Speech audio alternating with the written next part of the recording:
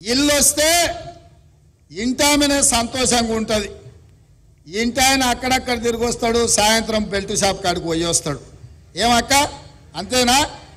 నగదు ఆడబిడ్డ దగ్గర ఉంటే పిల్లల చదువులకు వాడుతుంది, పాలకో పెరుగుకో ఇంటి మంచి పనికి వాడుతుంది. ఇంటాయన చేతులు ఉంటే సాయంత్రం పోయి చక్క బెల్ట్ షాపులు ఇచ్చి వస్తాడు. ఇక ఇల్లు కూడబెట్టేది లేదు, ఇల్లు కట్టేది లేదు. అవునా? అందుకే ఇవాళ మా ఆడబిడ్డలు మా అక్కలు సంతోషంగా ఉండాలి అని అంటే మేము ఆర్థిక మంత్రి గారిని అడగంగానే 22,500 కోట్ల రూపాయలు ఇచ్చి ఆడబిడ్డలను ఆదుకుందాం, అండగా నిలబడతామని ఇవాళ ఈ ఇందిరమ్మ ఇండ్ల కార్యక్రమం వేలాది మంది ఆడబిడ్డల సమక్షంలో ఈరోజు ప్రారంభించుకున్నాం. మా మీడియా మిత్రులు ఏమంటలేరా, మీ దాంట్లో పేదోళ్ళు లేరా అనే? మీకు వద్దా ఇందిరమ్మ ఇల్లు? మీకు ఆరోగ్య భద్రత కార్డు ఇస్తా అన్నాడు, ఇయ్యలే. ఇండ్ల పట్టాలు ఇస్తా అన్నాడు, ఇయ్యలే కేసీఆర్. మరి చాలా మంది నాకు తెలిసి ఇక్కడోళ్ళే పేదోళ్ళే ఇక్కడ ఉన్నారు. అవునా? మీకు కూడా ఇస్తాను నాయన, జర గట్టిగా సప్పట్లు కొట్టూరి మా అక్కలతో పాటు. పోయినోళ్ళలాగా వాళ్ళ పార్టీ కనుగ కప్పుకున్నాం అనుకో, లేకపోతే వాళ్ళ పార్టీలో ఉన్న నాయకులకు కోట్లాది కోటీశ్వరులకు ఇల్లు ఇయ్యం, పేదోళ్ళకే ఇస్తాం. నిజమైన అర్హులైన వాళ్ళకే, లబ్ధిదారులకే ఇందిరమ్మ ఇల్లు ఇస్తామని చెప్పి నేను ఈ సందర్భంగా తెలియజేస్తున్నా. మిత్రులారా, మీరు ఒక్కటే ఆలోచన చేయండి.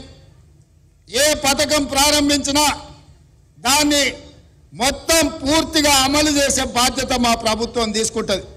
హడావిడిగా ప్రారంభించి అటక మీద పెట్టే ఆలోచన మా ప్రభుత్వం చేయదు. ఏది ఇచ్చినా ఆనాడు ఆకాశమే హద్దుగా ఇందిరమ్మ ఇల్లు అడిగిన ప్రతి పేదవాడికి అక్కడక్కడ ఒకరొకరు 2 తీసుకున్నా కూడా ఆ ఎల్ల Congress party doctor YS Rajasekhara Reddy గారు ఉన్నప్పుడు ఇచ్చిన మాట వాస్తవం కదా, మీరు ఆలోచన చేయండి. అందుకే ఇవాళ నేను ఒక్క మాట సూటిగా కేసీఆర్కు సవాలు విసురుతున్నా. నువ్వు డబుల్ బెడ్రూమ్ ఇల్లు ఇచ్చినా దళితులను ఆదుకున్నా అంటున్నావు కదా.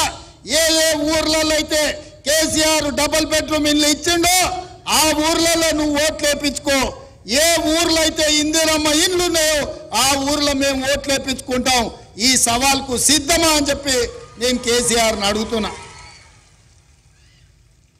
ఇక ఈయన ఇట్లుంటే ఇక మోడీ అయితే ఇక ఆయన మాటలకు అద్దే లేదు నాయన. ఆయన మంచి మంచి డ్రెస్సులు వేసుకుంటాడు, తీయగా మాటలు చెప్తాడు. ఆయన బీజేపీ ఎన్నికల మేనిఫెస్టోలో చెప్పారు 2022 వరకు భారతదేశంలో ఉన్న పేదోళ్లకు 100% ఇండ్లు కట్టిస్తాం. ప్రధానమంత్రి ఆవాస్ యోజన పథకం కింద దేశంలో ఉండే ప్రతి పేదవాడికి ఇల్లు కట్టిస్తా అని అడిగాడు.